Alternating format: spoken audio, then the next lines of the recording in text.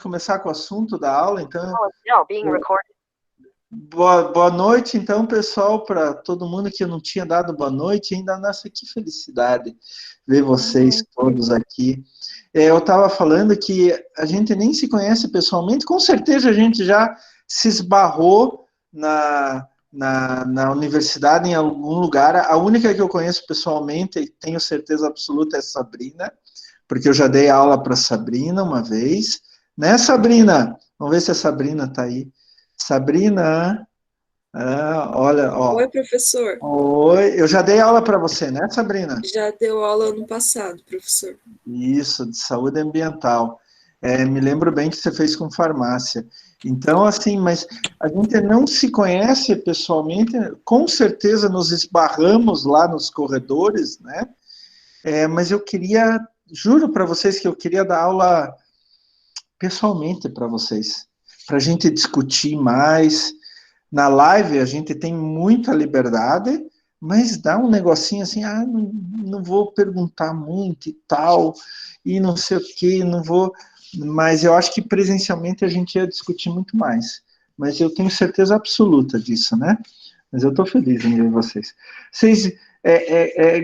ganhei minha noite hoje. Ganhei minha noite hoje, de verdade, de coração. Gente, de verdade. Estou muito feliz. Hoje a aula vai ser bem empolgante, mais empolgante ainda do que a normal, né? Terça-noite o professor vem e começa a fazer um monte de coisa e tal, daí vocês não dormem mesmo, de vez, né? Não tem como dormir na minha aula. De vez em quando soltam uns gritos aí e tal para vocês. Gente, eu vou pegar até minha cola aqui e lembrar algumas coisas para vocês. Primeiro lugar, hoje é dia 22 de setembro, vocês têm até o dia 29 para entregar o trabalho. Tá bom? Lembrem-se disso. Não precisa todo mundo na equipe. A importância do estudo da ecologia para a reintrodução de animais no meio ambiente natural. Então, não precisa todo mundo da equipe entregar. O trabalho vai valer 4 pontos e a prova 6 pontos, tá? A prova vai ter 10 perguntas é dos outros cursos. A prova de vocês vai ter 4 perguntas objetivas e 2 perguntas discursivas, tá? Então, estudem bastante, principalmente as perguntas discursivas, todas são para pensar, vocês vão ver só. Mas as discursivas, eu quero boas respostas aí, que provem realmente que vocês estão raciocinando. Lembrem-se, pessoal, pecado mortal um biólogo ficar decorando ecologia. Um biólogo tem que entender ecologia. Lembrem-se disso, para a gente poder usar na prática, no dia a dia, né? Por isso que a gente tem que entender ecologia, tá bom? Então foi o trabalho, a prova, eu acho que não tinha mais... na prova vai cair até a matéria da semana que vem, tá? Então, lembrando que a prova de vocês, hoje nós estamos no dia 22, 29, terça-feira da semana que vem, tem aula normal, tá? E as provas só começam no dia 1º, tá bom? A princípio, a prova de vocês vai abrir no dia 1º e ficar até o dia 7. E vocês vão ter todo esse tempo para fazer as provas. A minha prova. A princípio, eu não recebi nada de diferente até o momento. E a prova, então, de vocês... como eu vou explicar isso? No dia 6 de outubro, né? Então, hoje é 22, e 29 a gente tem aula normal. No dia 6 de outubro é a prova. Essa é a 10ª semana, semana 10. Se vocês entrarem lá no AVA, já está aberto a semana 10. E o que tem lá? Nada. Só está escrito, ó, avaliação global 1, prova bimestral, tá? Então não tem nada para fazer na semana 10, a não ser a prova. Não é bem nada, né? É uma coisa extremamente importante. Pessoal, estudem. Eu vou repetir isso semana que vem. Semana que vem terá lá no AVA, na semana 9, um conjunto de slides de revisão. O que eu fiz? Eu peguei os slides e separei aqueles mais importantes para entender o todo, tá? Infelizmente tem muitos. E se der semana que vem, vamos ver que horas que vai terminar a nossa aula, mas se der, a gente conversa, nem que seja para tirar dúvidas, tá? Para tirar dúvidas, se alguém tem alguma dúvida maior, etc., esteja à vontade, tá? Então, semana que vem teremos aula normal com matéria nova, quer dizer, a continuação da aula de hoje. Perdão, pessoal. Chega final assim do ano, minha voz já vai aos poucos para o buraco. Então, e a gente, no final da aula, se tiver tempo, na live aqui, a gente revê algumas coisas, começando lá com as primeiras matérias. Mas se não der tempo, eu vou deixar, tá lá no final da semana tem material para revisão, tá? Já está lá, inclusive, se vocês quiserem ver. Já está lá, o professor Klaus é bem organizado, olha só. Se vocês quiserem vendo para tirar dúvidas, estejam à vontade. E semana que vem vamos ver. Se der tempo, a gente faz. O principal é a matéria, tá? Sempre. Eu sempre digo para os meus alunos, aula de revisão a gente só vai ter se a gente já deu toda a matéria, tá? É sempre assim. O principal é a matéria, sempre. Tá bom? Então é isso. Vamos ver, então vamos começar a conversar sobre um assunto extremamente importante, que vai ter um ponto até que vocês vão se surpreender um pouquinho aqui. Deixa eu só colocar em modo de apresentação, pessoal, mas às vezes demora um pouquinho mais, né?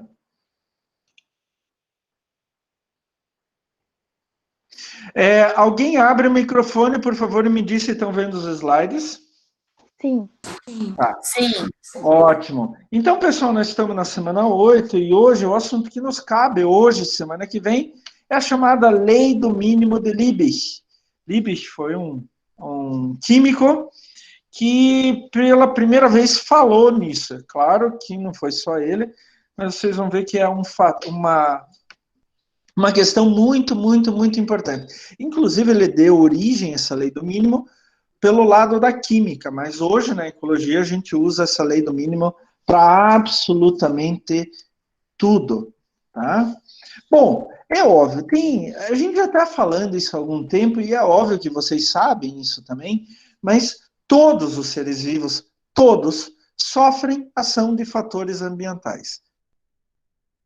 Em maior escala, menor escala, em uma condição específica, em uma condição inespecífica, né? Que tanto faz o que está acontecendo, mas todos os seres vivos sofrem ação de fatores ambientais. A gente já falou para vocês, tem dois grandes grupos de fatores, né? Os fatores bióticos, que são relacionados à vida, e os fatores abióticos. Sim, biótico é vida. Então, são aqueles que não são relacionados, não tem nada a ver com vida, eles não têm vida, né? E dentro desses fatores, principalmente abióticos, mas também alguns fatores bióticos, nós podemos classificar eles de várias maneiras diferentes. Nossa, aqui eu só coloquei alguns, mas tem tantos, tem tantos, tem tantos. Por exemplo, agentes climáticos, altitude. Eu, desde pequenininho, a minha família sempre foi para Caiobá. Então, um tio meu, esse que tinha os pássaros, ele tinha casa em Caiobá desde a década de 30. Quando para ir para Caiobá, você tinha que ir numa picadinha, o carro tinha que passar não tinha rua, o carro tinha que passar pela praia. De Matinhos para Caiobá, os carros iam pela praia, para vocês terem ideia. Então, lá antigamente. Então, eu me lembro muito bem, eu sempre me interessei por meio ambiente, absolutamente sempre. Eu me lembro muito bem que a gente saía de Curitiba e eu ficava observando as árvores, né? Curitiba está praticamente a 1.000 metros, no muro da minha casa dá 900 metros certinho de altitude. Curitiba está praticamente a 1.000 metros, então tem uma vegetação que é típica dessa altitude, não é verdade? Então aqui a gente tem pinheiro, aqui na minha casa, na casa da minha mãe, a gente tem vários pinheiros, inclusive adultos, começo do ano, infelizmente, caiu um dos pinheiros. Fui contar os anéis, né, para tentar ver mais ou menos a idade. Em torno de 110 anéis. E, infelizmente, o pinheiro caiu sozinho, né? Mas acontece, não tem o que fazer. Quando eu era pequenininho, o pinheiro já era adulto, já era... Então, a altitude é um fator abiótico extremamente importante. Quando você desce daqui para o litoral, você vai vendo que as araucárias vão ficando cada vez mais raras. De repente, as araucárias desaparecem.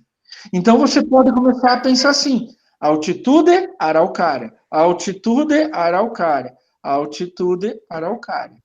É claro que tem outros fatores, tá? Ligados a isso, não é somente a altitude.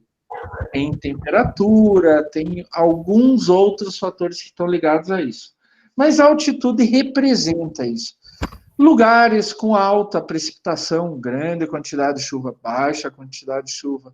Lugares com temperatura maior, com temperatura menor.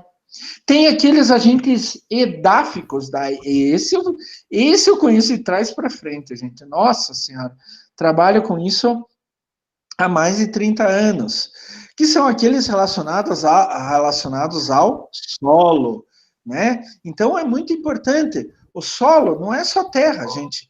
O solo tem diferentes partículas de tamanho, partículas minerais que são classificadas conforme o tamanho, areia, silt, argila, areia maior, argila menor. Tem muita matéria orgânica, tem muitos nutrientes. O solo tem água, o solo tem a atmosfera do solo, o ar do solo. Então, esses são os agentes edáficos. Edáfico é aquele que é relacionado ao solo. Então, o grupo de animais que eu estudo se chama mesofauna edáfica ou mesofauna do solo, tá? Tem os agentes químicos, que daí entram em qualquer compartimento ambiental, né? Atmosfera, pedosfera, litosfera, hidrosfera, que são os nutrientes, né? Eu até estava lendo esses dias, eu gosto de um grupo de bromélias, talvez vocês já tenham ouvido falar, que são as tilândias, né? As tilândias são aquelas bromélias chamadas airborne. Ela não precisa de solo, de substrato, em condição nenhuma. Fora uma ou outra bromélia, mas toda regra tem sua exceção. Então, as bromélias do gênero Tillandsia, e também tem mais um gênero próximo a Tillandsia, mas o principal é o gênero Tillandsia, né? Como a Tillandsia usneioides, que é aquela barba de bode, barba de velho, elas precisam de nutrientes, e elas tiram nutrientes do ar, tá? E também tem aqueles agentes, fatores chamados bióticos, né? Como parasitas, predadores, concorrentes em geral, que a gente já viu na aula anterior. Gente, isso daí tudo a gente chama de fatores ecológicos, porque atua na ecologia dos organismos, né? Então a gente pode dizer que um fator ecológico é qualquer fator capaz de interferir nos organismos de um local qualquer. E a gente pode separar em dois grandes grupos: os fatores ecológicos limitantes e os fatores ecológicos regulatórios. E eu quero falar muito desses fatores limitantes, porque eles estão ligados à ideia inicial que o Liebig, lá muito tempo atrás, falou. Os fatores limitantes são extremamente importantes para a ecologia de qualquer organismo vivo, tá? Então, a gente vai se dedicar mais especificamente aos fatores limitantes. Bom, gente, quem que gosta de frio de vocês? Quem que gosta de frio? Eu quem? Fale. Eu também. Ah, Eu gostava também. Vocês gostam de frio mesmo, gente? É muito bom, meu Deus. Odeio. Não tem gente Só se tiver muita neve fazer um snowboard, senão não compensa. Mas verdade. né? Se eu estivesse nos Alpes Olha, Suíços, num chalé com um fondue e um belo de um vinho francês, aí eu tava feliz. Mas enquanto eu não não vou tenho dizer tudo nem isso, eu não sobre gosto. companhia, né? Eu não vou dizer nem sobre companhia. Eu não quero me meter nessa história, não. Mas eu já tive a oportunidade de pegar, por exemplo, na Alemanha, quando a minha avó faleceu, era inverno. E daí eu fui lá no enterro dela, estava menos 20 graus. Eu falo uma coisa para vocês, gente. Depois dos menos 10, tanto faz. Tá frio pra caramba, né? Mas quem de vocês gosta de calor aqui? Gosta mais de calor do que de frio? Eu, Acho que o calor tinha pouca coisa melhor. É, não, o calor é vida. Ai, uns 20 graus tá bom, gente. Nem muito quente, nem muito Não, eu frio. gosto do calor de 40. ô louco! Vai para Tá Manaus, louca. então.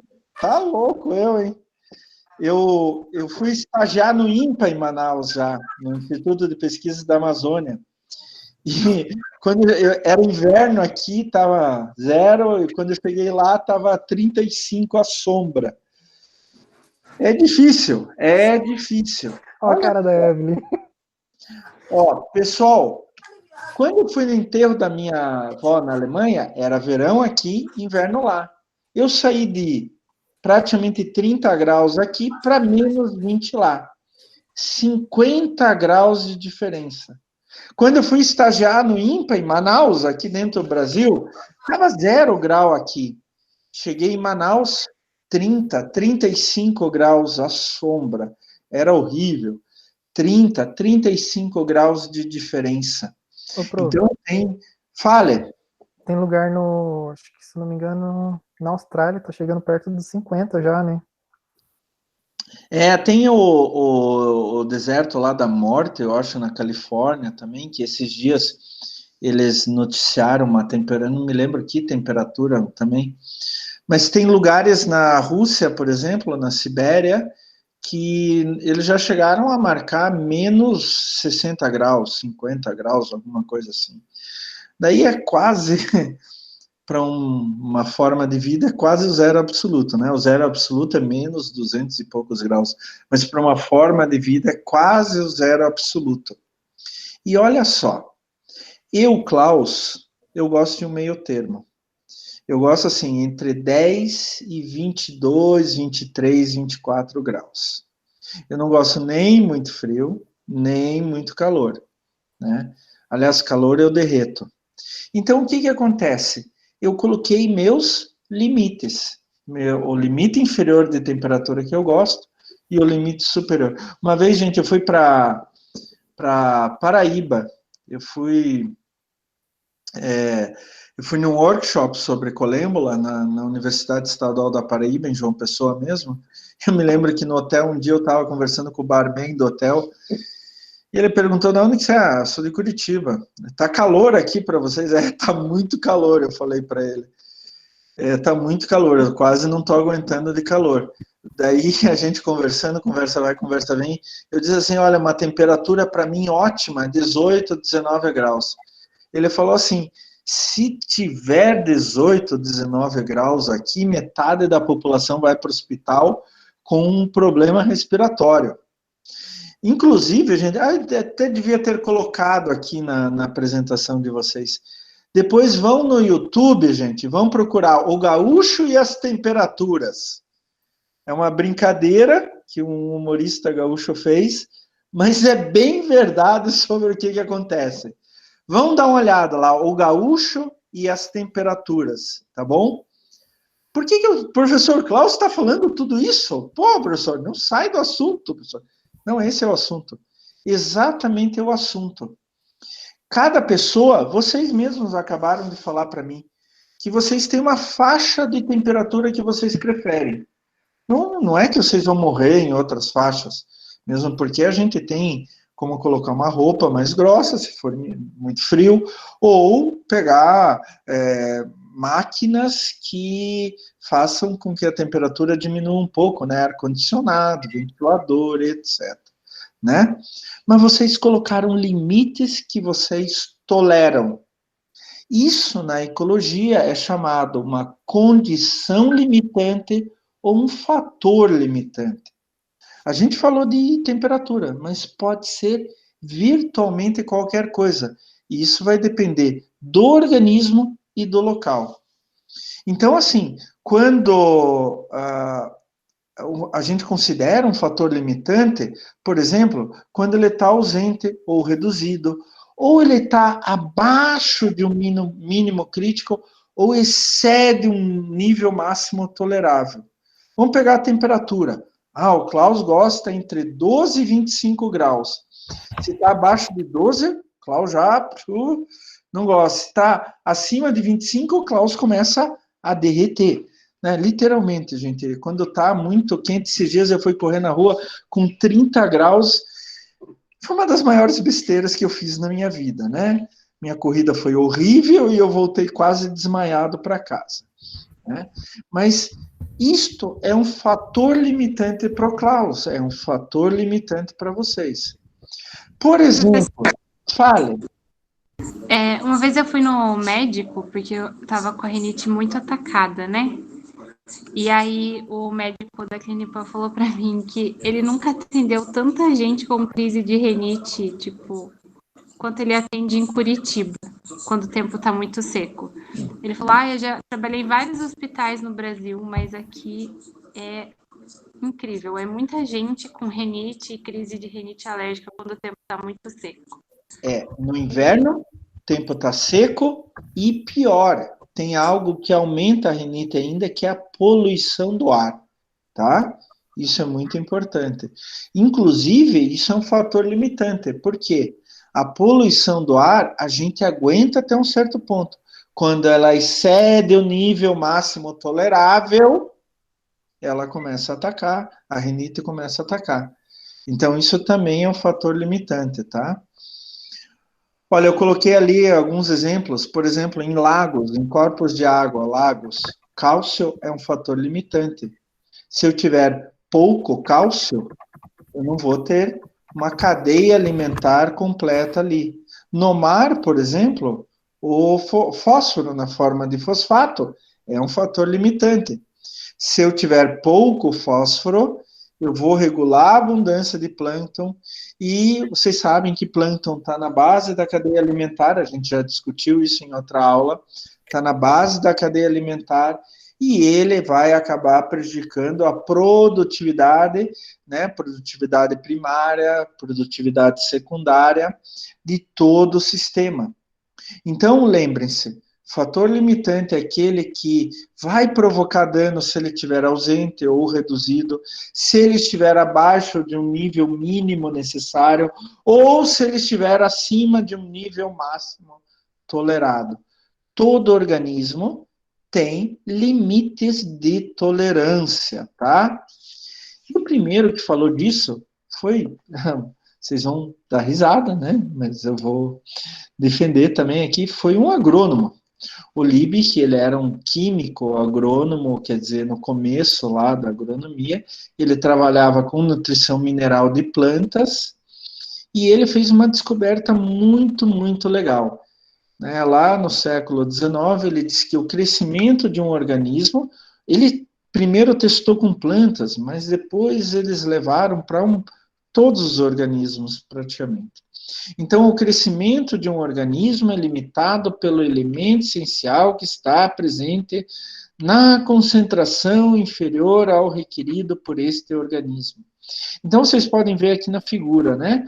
Ele tem enxofre, magnésio, luz, boro, zinco, cobre, CO2, nitrogênio, tudo na quantidade ideal. Tem também cálcio, fósforo, água, também numa quantidade maior. Mas o potássio, ele está em uma quantidade menor. O que acontece? A planta vai morrendo. O que Liebig dizia? Pode estar tudo bom. Se tiver um abaixo, aquilo vai afetar o organismo. Então, ele começou os experimentos dele com plantas, mas isso a gente já conhece para todos os organismos. Não só para nutrientes, mas para qualquer coisa. né? Então, assim, eu tenho uma boa comida, minha vida tá boa, tranquila, mas a temperatura caiu para menos 20. Um fator está me atrapalhando, então eu vou ter problemas por causa de um.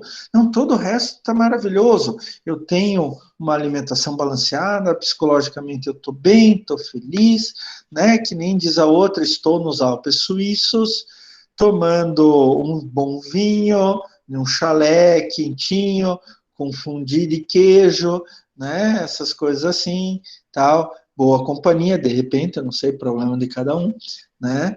Os Alpes Suíços são muito bonitos, por sinal, já fui lá também, não no inverno, no verão só, mas tá tudo muito bem.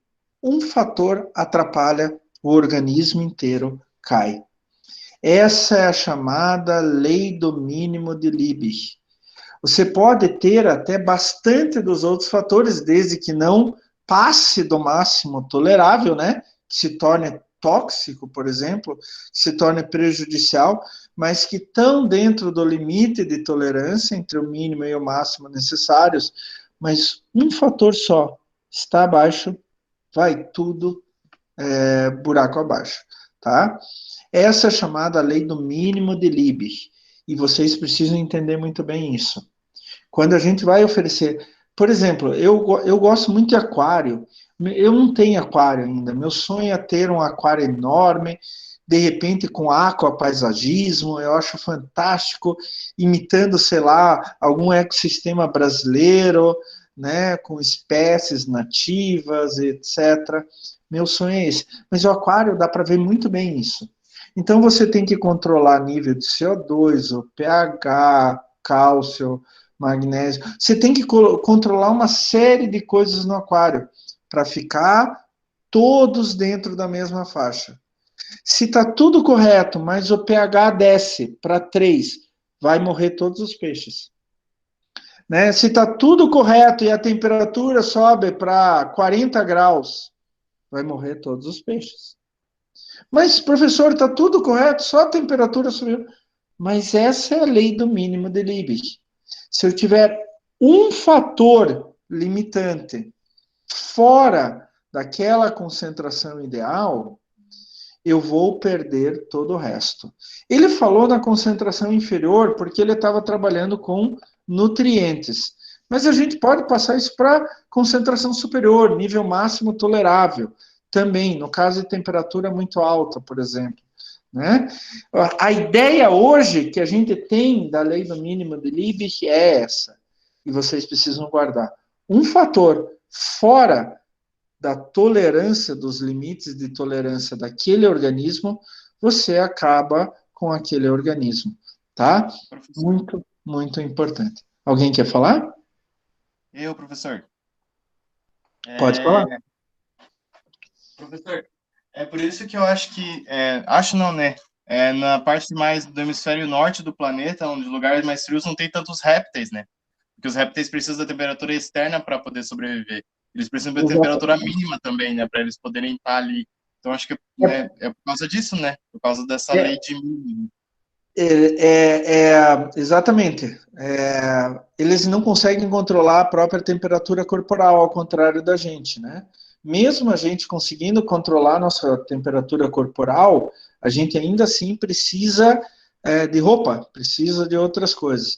E aqueles organismos que vivem permanentemente, tanto no Polo Norte quanto no Polo Sul, eles já desenvolveram ao longo de sua evolução roupas para proteger, mesmo regulando a própria temperatura corporal, tá? Então, é muito difícil. Tem alguns outros organismos que a gente vai discutir, mas que precisam de aquele fator estar dentro do limite de tolerância, mas eles podem sair um pouquinho para fazer alguma coisa, para fazer uma migração, alguma coisa assim, desde que não afeta. Prof, eu assisti um documentário que falava sobre uma pererequinha. Ela vive, né, nessa região mais gelada, né, do hemisfério norte, e ela consegue, como se ela adormecesse. quando as temperaturas baixam. E depois, quando a temperatura, né, começa a aumentar ao longo do dia, ela, né, acorda, como se fosse uma hibernação. Só que o caso dessa é muito específico, tá? Porque ela congela. Ela literalmente morre e vive de novo. Tá? É, bem isso, ela congela totalmente e depois ela vive, né? E é interessante porque ela tem substâncias dentro do corpo dela, porque quando congela, um corpo congela, a célula congela por dentro e ela aumenta de tamanho. Porque a água, quando se torna sólida, ela aumenta de volume. E daí isso estoura as células, tá? Esse é um dos fatores por que a gente morre quando congela, né? Um dos fatores, né? Mas esse anfíbio, ele tem alguma substância, eu não conheço o caso inteiro, só assim por cima, mas ele tem alguma substância que, apesar de congelar, não faz com que a célula estoure. E é bem interessante. Só para vocês terem ideia, um amigo meu da República Tcheca, o Stari, ele já foi para a Antártida, junto com a missão, acho que era Cambridge, não tenho certeza, mas ele foi estudar um ácaro lá na Antártida que tem um anticongelante. Tem um tipo de uma linfa anticongelante, tá? Porque ele vive em temperaturas baixíssimas e ele não congela. Então, ele desenvolveu no corpo dele um anticongelante. O que ele está fazendo? Não, ele não é assim. Ele está enganando a lei do mínimo de Lebesgue. Ele desenvolveu algo para aguentar mais. Então, os níveis de tolerância dele, ele está esticando os níveis de tolerância, tá? Não é que ele está enganando a lei do mínimo, não é bem isso. Ele estica os níveis de tolerância, tendo um comportamento específico, por exemplo, a hibernação dos ursos, etc. Lá perto da onde meu pai nasceu, na Alemanha, tem uma caverna chamada Bernenhöhle, que é a caverna dos ursos.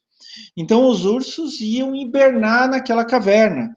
Então, eles, inclusive, foram encontrados esqueletos de ursos junto com esqueletos de seres humanos também, que aquela região lá onde que meu pai nasceu é muito antiga. Então, inclusive, foi encontrado lá a obra de arte mais antiga que um ser humano já fez. Foi um mamute pequenininho, desse tamanhozinho assim, foi encontrado uns 10 anos atrás, esculpido no marfim.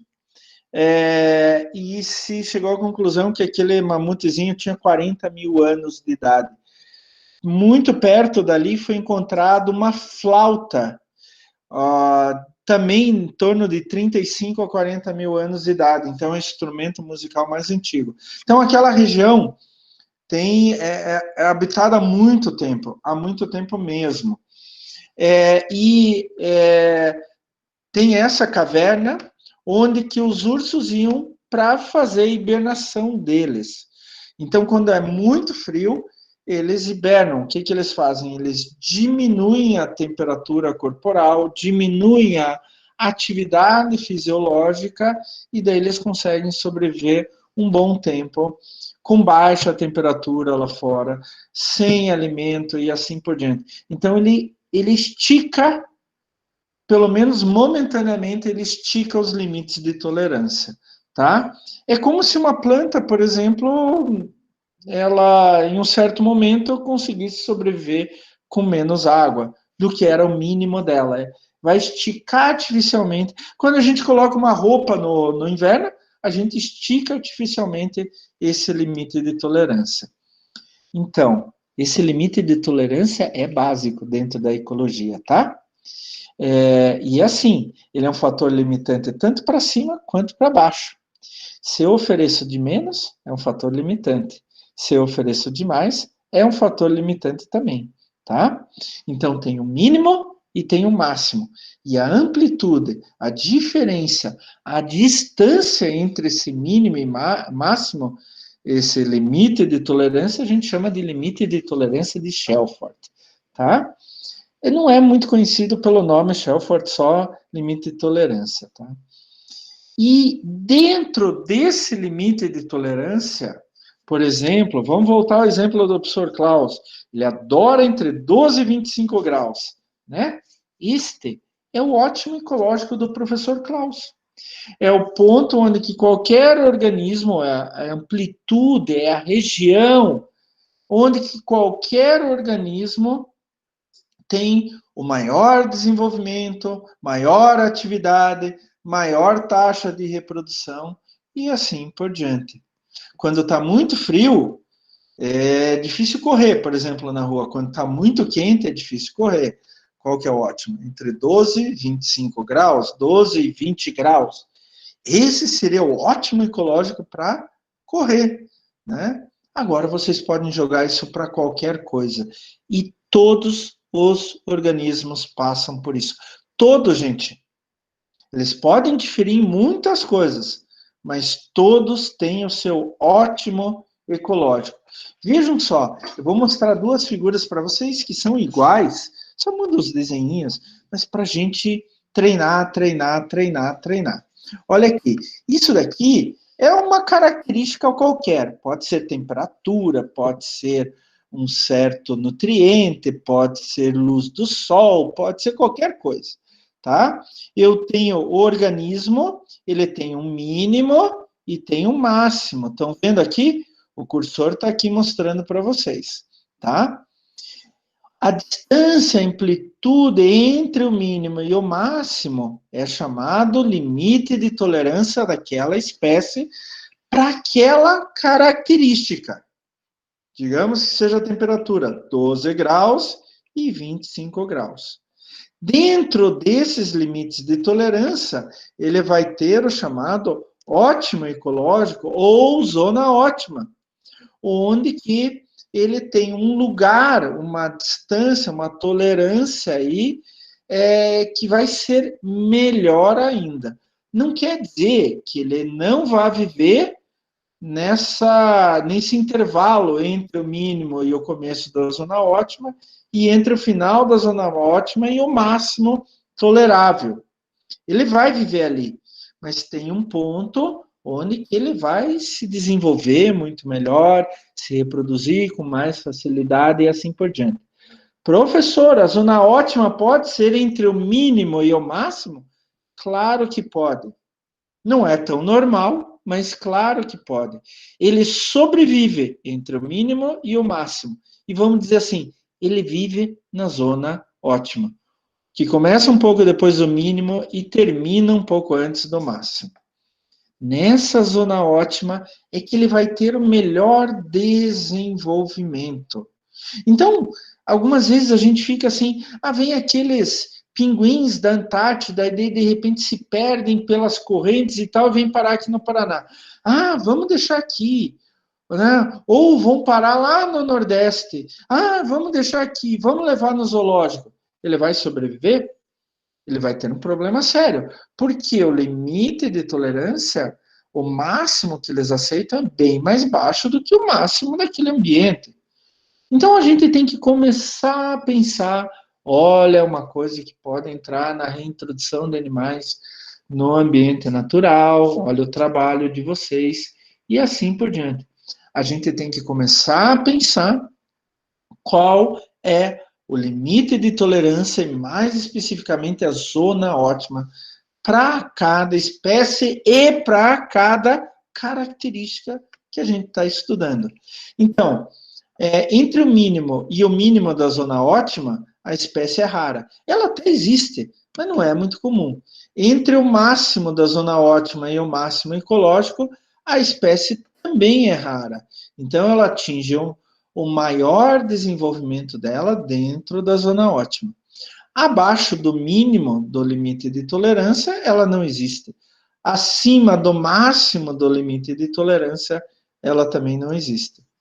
Olha aqui que legal. E agora a gente pode explicar muita coisa, né? Aqui é um exemplo com temperatura e peixes, né? Cada espécie de peixe tem uma zona ótima e um limite de tolerância. De novo, a zona ótima pode cobrir todo o limite de tolerância, do mínimo ao máximo? Pode, mas sempre ou quase sempre dentro do limite máximo de tolerância tem uma zona ótima ou ótimo ecológico que eles preferem. Então, o professor Klaus, o limite de tolerância dele é 12 e 25 graus centígrados. Mas entre 15 e 19 graus, o Klaus está maravilhado. É o ideal para o Klaus, ele fica tranquilo, de bom humor, faz um monte de coisa, tem a maior produtividade. Né? Subiu acima de 35, o Klaus derrete. Congelou 0, menos 10, menos 20, o Klaus não consegue se mexer. Eu nunca mais esqueço que uma vez eu estava na casa da minha prima, na Alemanha, fui tirar neve da calçada e eu estava cheio de roupa, porque tinha uns 20 centímetros de neve, tanto assim de neve, gente. Era incrível, neve pesada, neve úmida, porque tem neve seca, que parece uma farinha. Fui tirar e eu estava fazendo tanta força, tanto esforço, que eu comecei a suar. Mas como estava menos 5, menos 6 graus, o suor congelou aqui do lado, gente. Eu entrei dentro de casa, me olhei no espelho, tinha cristais aqui, assim. Eu tive que limpar os cristais, né? Eu estava fora da minha zona ótima, estava fora do meu limite mínimo de tolerância. Gente, não sei se vocês conhecem neve, mas neve é bom para você ver quando você está dentro de casa, tá? Você sai na rua, uma vez eu fui num congresso de fauna do solo em Innsbruck, na Áustria, que era em fevereiro, meio dos Alpes. Gente, é difícil andar na rua, você escorrega, a neve começa a virar barro, não é legal. É bonito de se ver quando você está dentro de casa, aquecedor, tem um janelão lindo, que nem a outra lá no meio dos Alpes. Nos Alpes suíços, com uma vista maravilhosa. Dentro de casa. Fora é muito frio. É muito frio. E é fácil escorregar, tá, gente? É muito fácil escorregar. Bom, isso é importante que vocês... Eu estou fazendo essas brincadeirinhas, vocês me perdoem, né? Até por dos Alpes suíços, mas gostei muito. Boa pedida. Para vocês entenderem bem o que são esses limites de tolerância, né? Como aqui eu falei aqui, ó, lei da tolerância de Shelford, e o que é o ótimo ecológico ou a zona ótima, tá? É claro, gente, que tem muitas coisas que ajudam a explicar casos gerais, ajudam a explicar casos específicos, e esses são chamados princípios auxiliares da lei de tolerância, tá? Uma mesma espécie, prestem atenção, gente. Uma mesma espécie pode ter grande amplitude de tolerância para um fator e pequena amplitude para outros fatores. Não existe uma regra. Ela sempre tem grande amplitude para todos os fatores. Não. Mas para qual fator ela vai ter grande amplitude e para qual fator vai ter pequena? Gente, depende da espécie. Daí, me desculpe, tem que estudar aquela espécie, né? Aquela espécie específica, né? Como a gente diz.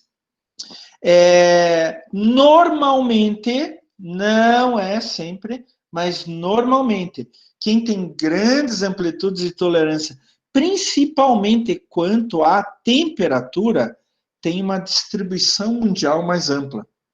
Então, vocês veem alguns animais, eu já vou falar sobre isso, que se distribuem pelo mundo inteiro. Você encontra em lugares mais quentes, mais frios, altitudes mais baixas, altitudes mais altas, lugares que chovem mais, lugares que chovem menos. Tem uma espécie minhoca, a Porroctodeia caliginosa, que ela tem na Europa e tem na Patagônia. Qual é a diferença? Na Europa é mais úmido e na Patagônia é praticamente deserto, tá? Então, as espécies que têm grandes amplitudes de tolerância para vários fatores, elas têm distribuição mais ampla. Não adianta também ter grandes amplitudes para um fator só, porque os outros fatores, lembrem-se da lei do mínimo de Liebig, os outros fatores podem atrapalhar, e daí ela pode não sobreviver em um local, tá? condições não ótimas para uma espécie em relação a um fator ecológico, eles podem reduzir os limites de tolerância para outros fatores ecológicos. O que significa isso? Um fator ecológico, um fator limitante, ele afeta outro fator limitante. Então, vamos pegar um exemplo bem claro das plantas. E isso serve para muitas espécies de plantas. O nitrogênio no solo é um fator limitante. Por isso que o agricultor tem que aplicar nitrogênio lá na agricultura, tá? Ele tem que aplicar, a não ser em casos, como a gente viu no ciclo do nitrogênio, onde que a gente aplica uma bactéria que vai fazer simbiose com a raiz e tirar nitrogênio do ar, tá? Até comentei com vocês que hoje, para soja, a gente praticamente não usa mais adubo nitrogenado. Algumas vezes só para dar um startup, um começo. Mas quando falta nitrogênio no solo, quer dizer, está abaixo do mínimo tolerável, lei do mínimo de Liebig, é um fator limitante, tá? Isto vai fazer com que a planta tenha a sua resistência à seca diminuída.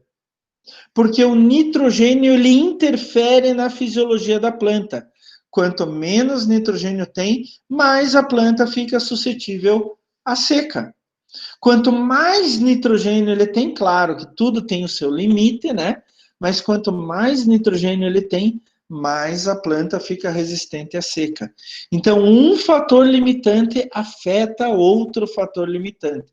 E isto pode acontecer também, tá? Condições não ótimas para uma espécie em relação a um fator limitante podem reduzir os limites de tolerância para outros fatores. Então, com nitrogênio, aquela planta tem limites mínimos e máximos de tolerância seca mais altos. Sem nitrogênio, esses limites máximos e mínimos vão migrando para mais baixo, tá? Qualquer seca, ela já vai ter problema. E a gente vai ter que aplicar mais água para evitar que a planta murche. Então, ela vai precisar, com menos nitrogênio, ela vai precisar mais água para não sucumbir à seca. Os limites de tolerância e zona ótima para um fator físico abiótico variam frequentemente em pontos geográficos distintos, tá? Então, assim, uma espécie, a gente já vai falar sobre isso também, ela pode, num lugar, ter limites de tolerância e zona ótima X. A mesma espécie, em outro lugar, ter limites de tolerância e zona ótima Y. Tá? É o que eu falei para vocês, por exemplo, quanto à resistência à água da minhoca Aporoctodeia caliginosa. Tá? Na Europa, ela precisa de mais água. Na Patagônia, que é quase deserto, ela precisa menos água. Agora, uma coisa certa, absolutamente certa, no ambiente, a natureza não é perfeita, né? A gente tem uma tendência de achar que é perfeita, mas só por essa frase a gente vê que ela também pode trazer problemas para os organismos. Nem todos os organismos vivem em condições ótimas em relação ao fator ecológico. Você vai ver uma comunidade, você vai ver um bioma, né? Um ecossistema, um bioma, etc.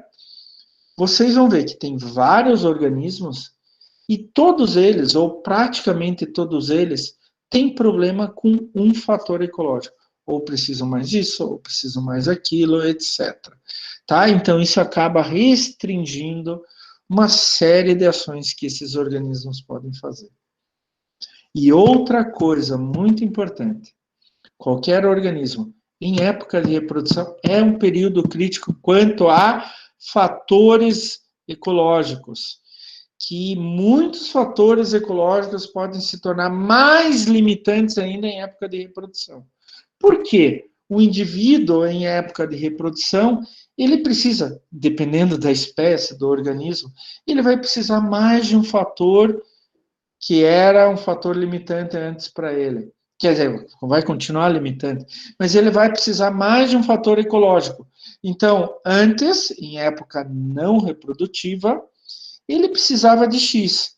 Em época reprodutiva, ele vai precisar de X mais Y, tá? Isso cabe muito bem. É por isso que, por exemplo, a mulher, quando fica grávida, ela toma alguns nutrientes a mais, né? Você vai ter filhotinho na tua casa, gatinho, cachorrinho, um passarinho qualquer. Você dá uma ração reforçada, porque o organismo muda e nessa mudança ele vai precisar de mais algumas coisas para poder crescer e se reproduzir sem problema, né? Então, indivíduos reprodutivos, sementes, ovos, embriões, plântulas, larvas, geralmente os fatores limitantes, os limites de tolerância são mais estreitos e eles podem se mover. Mais estreitos em que sentido? Não pode ser tão baixa a temperatura nem tão alta a temperatura quanto antes. Ou eles podem se mover. Por exemplo, ele vai precisar mais de um nutriente. Ou se mover para o outro lado, ele precisa menos de tal nutriente. E assim por diante. Em época de reprodução, os limites de tolerância, eles vão fazer um zigue-zague. Podem aumentar, podem diminuir. Normalmente são mais estreitos. Mas eles podem se mover para cima e podem se mover para baixo também, tá? Por isso, vocês vão trabalhar num zoológico, por exemplo. Quando tem animais, em época de reprodução no zoológico, tem que ser dada uma condição específica. Por isso que, por exemplo, a maioria dos animais começa a reprodução agora na primavera, para os filhotes nascerem no verão e poderem se desenvolver para aguentar o próximo outono e o próximo inverno. Então, são coisas que foram sendo desenvolvidas no meio ambiente para fazer com que todas as espécies pudessem se reproduzir e sobreviver a longo prazo, né? E daí tem algo muito interessante, e eu gosto muito desse conceito, que é o conceito de valência ecológica. Valência ecológica é a capacidade que cada espécie tem de povoar ou ocupar, né? Povoar é onde você vai ficar ali definitivamente, vai se reproduzir ali, e ocupar é só ir, voltar, ou alguma coisa nesse sentido. Então, é a capacidade que cada espécie tem de povoar ou ocupar ambientes diferentes, caracterizados por variações mais ou menos amplas dos fatores ecológicos. Né? Então, quando a gente vê espécies migradoras, isso se dá principalmente em espécies migradoras, tá? Onde que ela sai de um lugar para se alimentar em outro lugar e etc. Elas têm uma capacidade de aguentar variações mais amplas dos fatores ecológicos, tá? E essas são as espécies que têm maior sucesso quanto à sua expansão. São as chamadas espécies cosmopolitas, né? Nos colêmbulos tem uma espécie famosa, que é a Folsomia cândida, muito usada para testes, etc., como modelo de organismo, inclusive, que ela existe no mundo inteiro. Por quê? Os fatores ecológicos delas, os limites de tolerância nesses fatores ecológicos são bem mais amplos. Isso faz com que ela aguente diferentes ambientes. E quanto mais extremos são os ambientes, um em relação ao outro, quanto mais extremos são os limites de tolerância, o mínimo do máximo, maior é a valência ecológica e maior é a possibilidade de expansão daquele organismo, né? Vocês querem ver um exemplo? Organismos que vão da água doce para salgada, organismos da água salgada que conseguem colonizar a água doce. Um grande exemplo de espécie exótica que a gente tem aqui no Paraná é o mexilhão dourado, né? Ele é originalmente de água salgada que se adaptou muito bem à água doce, bem diferente. Quando vocês veem aqueles documentários sobre tubarões, né? Tubarão cabeça chata, por exemplo, na Austrália, entrando 80 quilômetros por um rio de água doce, que ele entre 2 quilômetros, depende da maré, você ainda tem água salobra. Mas andar não. Ir até 80 quilômetros terra dentro, daí já é uma outra condição. Então, essa espécie de tubarão tem uma valência ecológica muito grande quanto à salinidade da água. Ele aguenta água mais salinas, ele é nativo disso, né? Mais salgados, e aguenta até a água praticamente sem sal, que é a água doce. A água doce também tem sal, tá? Lembrando bem, mas são concentrações baixíssimas. E normalmente, essa característica de ter uma grande valência ecológica, ela é geneticamente determinada, tá? Daí ela é específica para cada espécie. Olha que expressão bonita. Específica para cada espécie. Então, a valência ecológica é a capacidade deles de aumentarem seus limites de tolerância e assim ocuparem áreas cada vez mais diferentes. E daí a gente pode até dar uma nomenclatura, uma terminologia. Esteno e euri. Esteno é fraca valência ecológica.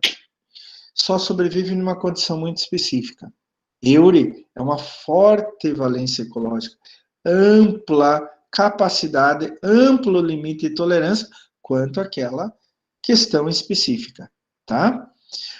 Eu trabalho muito com bioindicadores. Já trabalhei com bioindicador da qualidade da água, mas eu trabalho muito com bioindicador da qualidade do solo. E quando a gente trabalha com bioindicador, a gente prefere espécies esteno, com fraca valência ecológica para aquela característica que a gente está estudando. Por quê?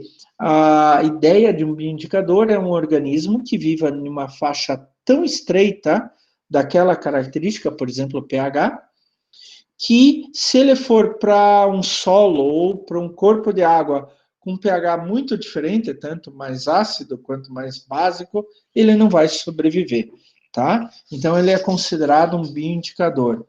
Isso eu posso trabalhar com muitas coisas. Eu acabei de falar para vocês das bromélias do gênero Tillandsia. Tem a Tillandsia usneioides, né, que é a barba de bode e barba de velho, que ela é um ótimo bioindicador para a qualidade do ar.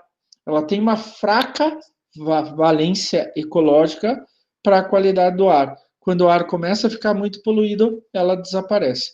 Aqui em casa, quando eu era pequeno, tinha muito. Minha mãe pegava para fazer presépio de Natal, colocar ali debaixo da árvore de Natal. Hoje, não tem mais nenhuma Tillandsia usneioides aqui em casa. Mas tem outras espécies de Tillandsia, que essas têm uma forte valência ecológica para poluentes do ar. Então, elas não podem ser consideradas bons bioindicadores para a qualidade do ar. Então, o esteno tem um problema ecológico, né? O limite de tolerância dele é bem estreito, fraca valência ecológica, tá? Se alguma coisa mudar, desaparece. A gente já vai mostrar alguns casos. Prof, posso atrapalhar um pouquinho? Eu tenho uma emergência agora, eu vou ter que resgatar um cachorro, porque eu sou protetora de animais, e daí eu tenho que sair da aula, então depois eu termino de assistir na que você gravar daí, tá bom? Tudo bem, sem problema. Espero que dê tudo certo, tá? Espero mesmo. Obrigada. Tchau, tchau. Tchau.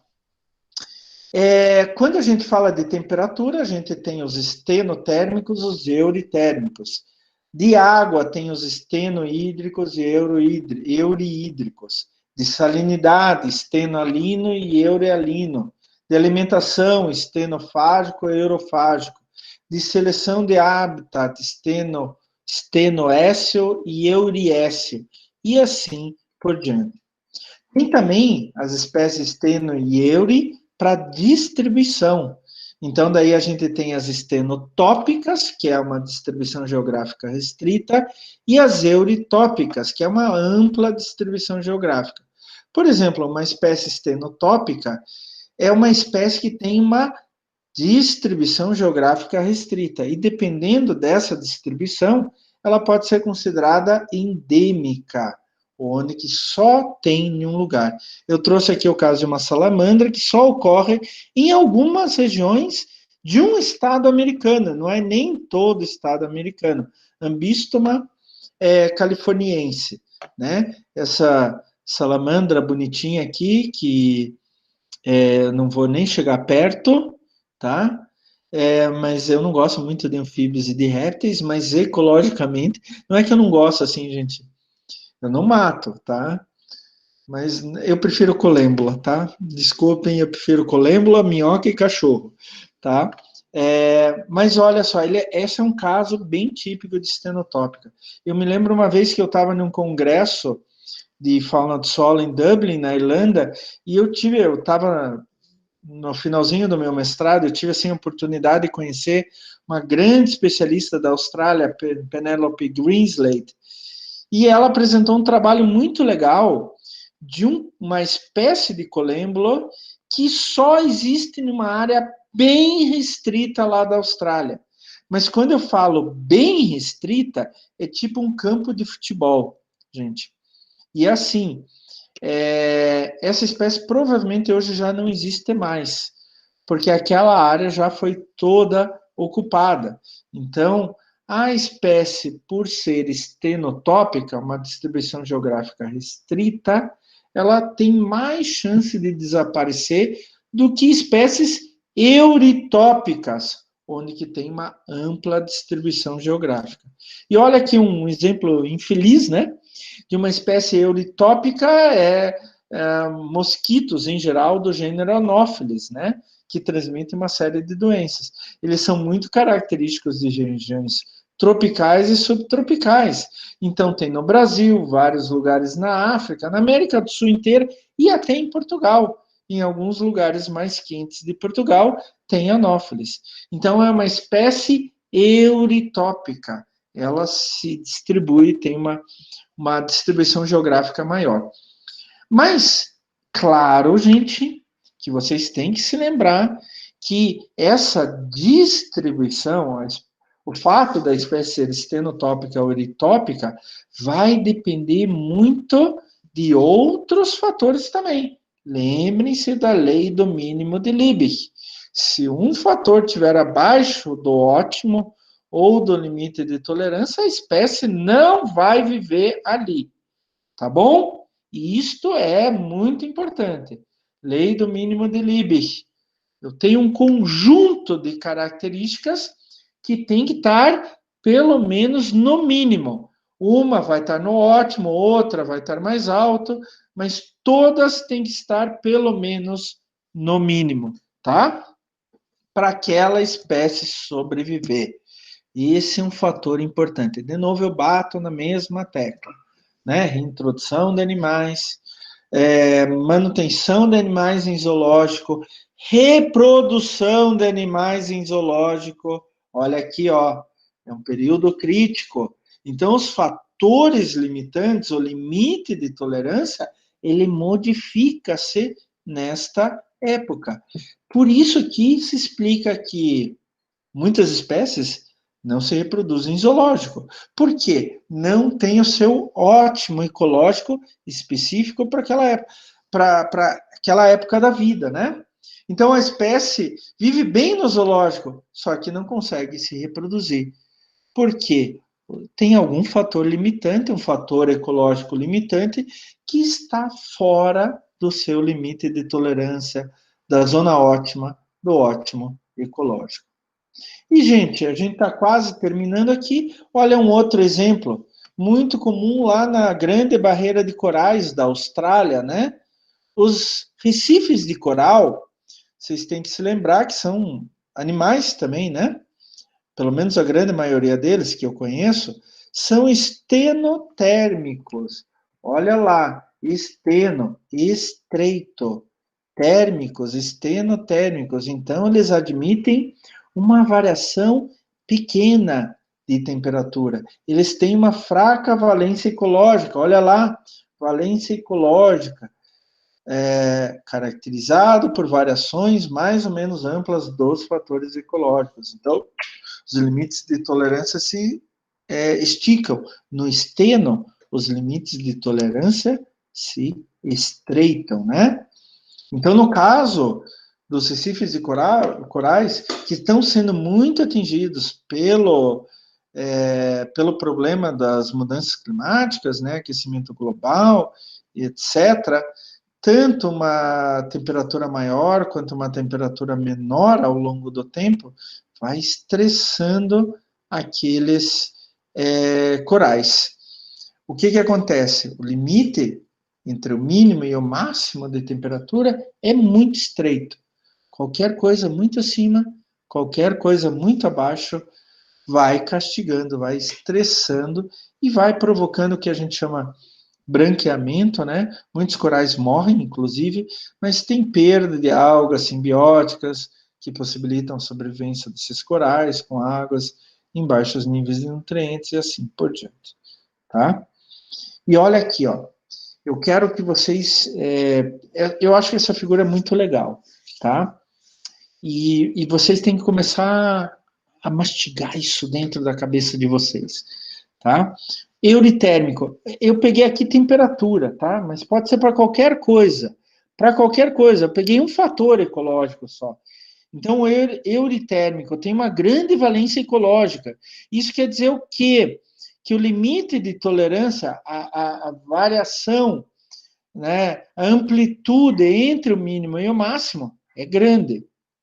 O estenotérmico, o limite de tolerância é estreito. Mas atenção, olha aqui, eu tenho um estenotérmico chamado oligotérmico, porque os limites de tolerância dele para a temperatura são mais baixos.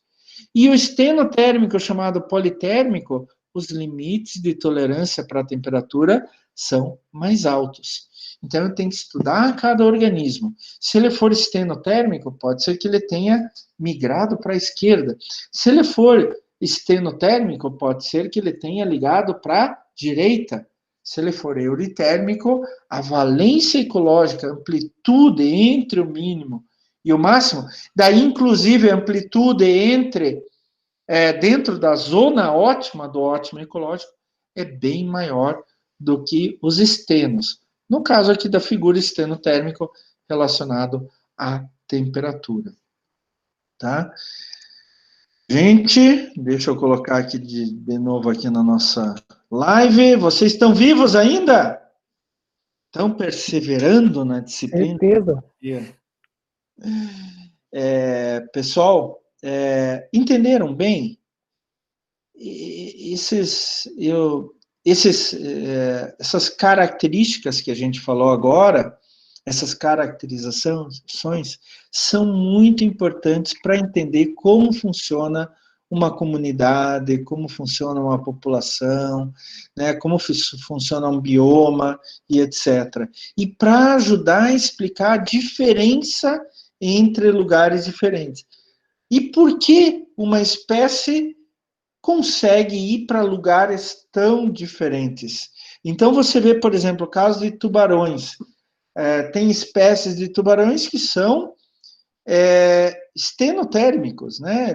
A valência ecológica deles para a temperatura da água é muito estreita, né? E tem aqueles euritérmicos. O tubarão branco, por exemplo, ele está mais para euritérmico do que para estenotérmico, né?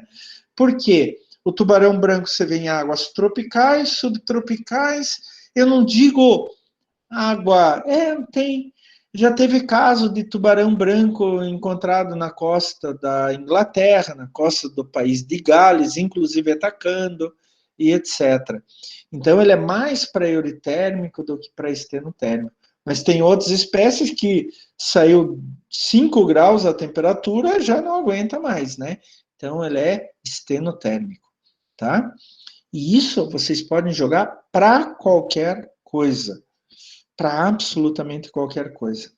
E lembrem-se, para um organismo viver, isso, se a gente está falando só para um fator ecológico, mas para um organismo viver, ele precisa que todos os fatores ecológicos estejam no mínimo. Pode ser que muitos estejam acima do mínimo, estejam no ótimo, maravilhoso, mas todos têm que ter no mínimo o mínimo. No mínimo o mínimo, né? Que legal. Se um cair, aquela espécie vai ter problemas sérios dali para diante, tá? Perguntas, pessoal? Dúvidas? Tranquilo, por enquanto. Eu tô achando que não tem... Tá tranquilo. De novo, gente, vocês sejam à vontade para perguntar e tirar qualquer dúvida que for necessária, tá? Estou aqui para isso. As indústrias brasileiras deram novos sinais. Nossa, eu estou ouvindo aí, Ariane. Indústrias brasileiras. A TV, a minha avó está aqui comigo aqui. Sem problema. Pessoal, são coisas importantes que vocês têm que ter em mente quando vocês vão trabalhar com qualquer organismo. Seja micro-organismo, seja planta. Oi para a avó da Ariane lá. Seja micro-organismo, seja planta, seja algum animal que vocês vão trabalhar, tenham muito isso em mente. Quais são os fatores limitantes e qual o mínimo para cada um desses fatores, para aqueles organismos sobreviverem. Certo, pessoal? Nossa aula está curta hoje? Que estranho, só 9h20 ainda. Semana passada a gente passou de 10 horas, eu acho. Nenhuma dúvida? Foi até as 10, prof. Foi até as 10, né? Foi até as 10. Uhum. Ontem à noite que eu passei das 10 horas com uma outra turma de outro curso. Pessoal, se não tiverem nenhuma dúvida, eu queria lembrar para vocês, peguem 5 minutinhos para entrar lá na avaliação de frequência para já ir garantindo a presença de vocês nessa semana, tá? Tem um artigo muito interessante lá na literatura complementar, tá? E semana que vem, não se esqueçam que a gente vai ter matéria nova, que vocês têm que entregar o trabalho e já tem uma revisão da matéria para a semana que vem. Se der tempo na live, a gente pode começar uma revisão ou mesmo tirar dúvidas, vocês é que decidem ali. Mas eu já vou dizendo para vocês, já comecem a estudar, tá, pessoal? A prova não é longa, é curta, mas ela precisa da cabeça de vocês, tá? A Sabrina já fez prova comigo, sabe que eu cobro, né? Né, Sabrina? O bicho pega. O bicho pega. Eu nunca mais vou me esquecer quando aquela turma, eu acho que foi a turma que você estava, Sabrina, que eles já tinham tido aula comigo antes, e daí eles foram para o último período, lá farmácia. Eles foram para o último período, daí souberam que o professor Klaus ia dar aula para eles. O comentário na turma foi, vamos ter que estudar no último período. Ficaram morrendo de medo, professor, lembro até hoje. Né? Mas foi legal, foi bom, a turma foi, nossa, foi A fantástico. gente se divertiu. Nós nos divertimos mesmo. Mas eu cobro, tá? Então, estudem. Por favor, estudem. Lembrem-se que vocês não vão ser qualquer coisa. Vocês vão ser biólogos. E os biólogos são muito importantes, tá? A gente precisa urgentemente de bons biólogos, tá? Certo, pessoal? Tudo em ordem? Tudo Susi. Tudo, Susi. Ótimo. Então, gente, eu quero ver vocês muito bem. A gente conversar mais um pouco. Vamos continuar com fatores limitantes, lei do mínimo do Liebig. Tá bom, pessoal? Beleza, prof. Tchau, tchau para vocês. Até mais, boa semana. Tchau, Prof. Tchau, professor. Boa noite. tchau. Tchau. Tchau.